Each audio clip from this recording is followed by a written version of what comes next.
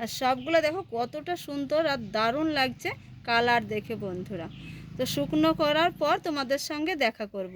চলে এসেছি প্রতিদিনের মতো নতুন রেসিপি নিয়ে। আপনারা দেখছেন গ্রামের মেয়ে রান্না ইউটিউব চ্যানেল।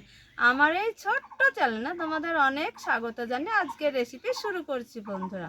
সরাসরি চলে এসেছি রান্নার কাছে আর চুলাতে একটা কড়া বসিয়ে দিয়েছি। এখানে দেখো আমি কিছুটা সাবু, মোটা দানা সাবুটা ভিজিয়ে রেখেছিলাম সকালবেলায়। ভিজে দেখো একদম মোটা মোটা হয়েছে। এই সাবুটা আমি রান্না করে নেব।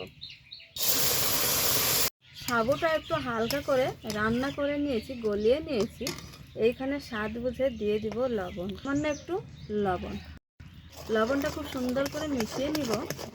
আর এইখানে দেখো আতপ চালের গুঁড়ো ময়দা নিয়েছি, এই ময়দা দিয়ে দিব, ঘুমির বানিয়ে নেব।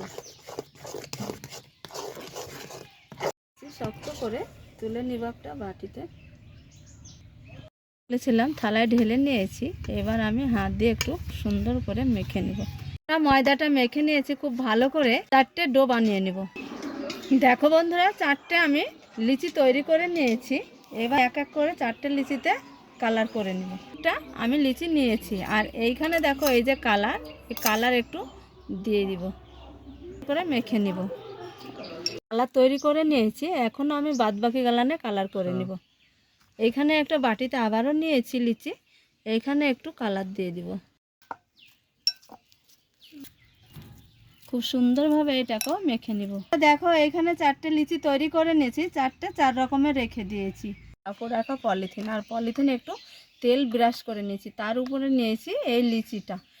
আবারও আমি একটা পলিথিন নিয়েছি, পলিথিনে তেল একটু ব্রাশ করে নিয়েছি। এইবার এইভাবে পলিথিনটা ওপর দিয়ে দিব। বেলন দিয়ে পলিথিনের উপর দিয়ে এইভাবে একটু আমি বেলে নেব। উপরে যে একটা পলিথিন আছে এটা তুলে নিব।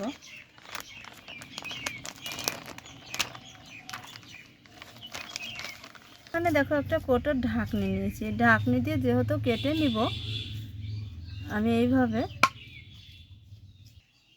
এই যে দেখে বুঝতে পারছো, এইভাবে সবগুলো কেটে নেব।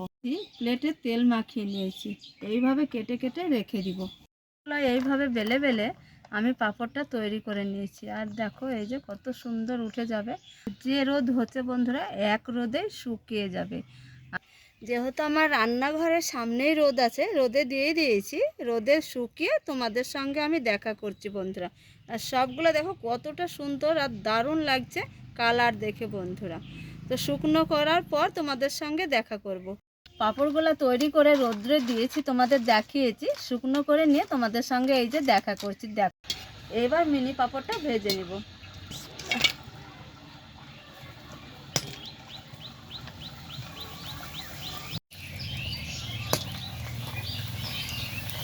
দেখো বন্ধুরা, পাঁপড়টা দেখো তেলে দেওয়া মাত্র কত সুন্দর এই যে ভাজা হয়েছে। দেখো দেখো বন্ধুরা কত সুন্দর, আর খেয়ে যা শান্তি হবে।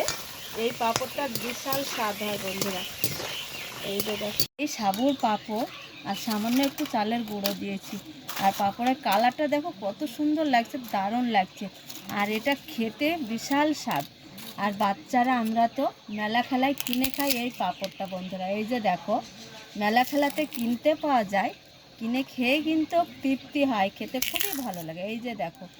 তো বন্ধুরা, আজকে যে আমি এই মিনি পাঁপড় বানিয়েছি আর এত সুন্দর হয়েছে, দারুণ একটা স্বাদেই মিনি পাঁপড়ের। আশা করছি আজকের রেসিপি তোমাদের খুব ভালো লাগবে। ভালো লাগলে তোমরা একটা লাইক কমেন্ট শেয়ার করবে। তাহলে রেসিপি এইখানেই শেষ করছি। তোমরা যেখানেই থাকো ভালো থাকো, সুস্থ থাকো, তোমাদের টাটা।